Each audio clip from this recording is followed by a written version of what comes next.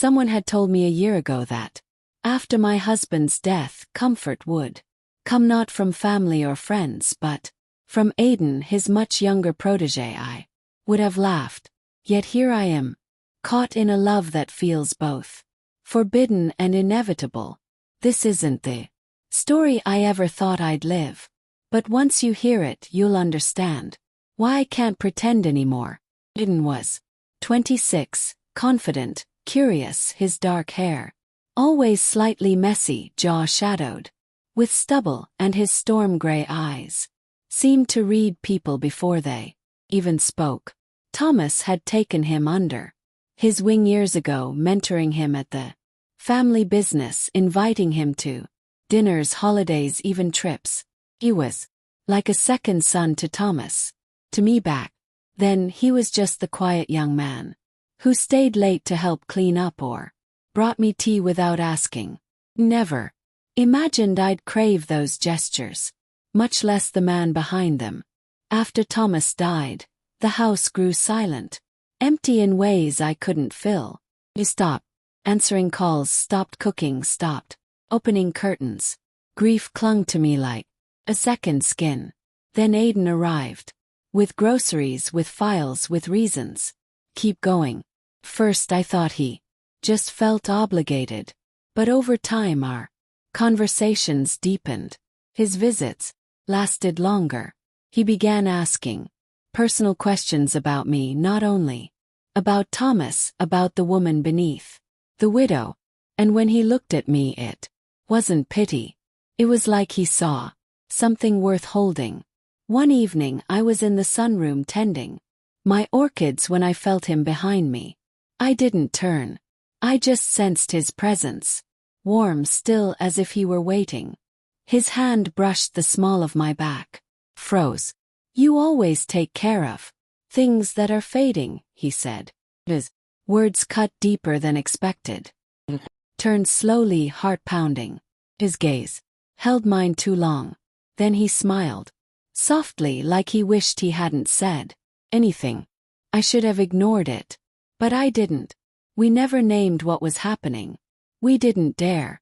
We just drifted night after night into a rhythm that blurred lines.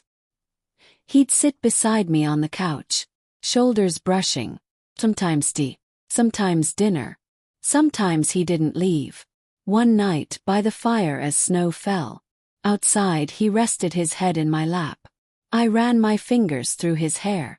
Silence wrapped us like a blanket. You don't know what you've done for me, B.A. He whispered. You saved me too. I didn't respond. I just kept stroking his hair and leaned down to kiss his forehead. That moment held more intimacy than anything in years. Eventually, the lines we never discussed began to fade. One night I couldn't sleep, sitting on the bed in my robe, staring at the old wedding photo of Thomas and me. The door creaked. Aidan stood there, hesitation in his eyes. I saw your light, he said softly. Are you okay? I shook my head, unable to speak. He crossed the room, knelt in front of me, taking my hands. His thumbs traced circles into my palms. I looked down at this man who had once been a boy in my home, and something shifted. My heart raced. You don't have to carry this alone, he whispered. Then he kissed me.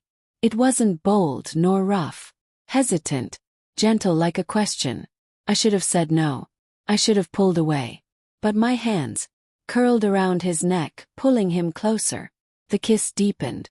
My body trembled. I hadn't felt so alive in years. After that night there was no turning back. Evenings became filled with stolen glances, touches that lingered.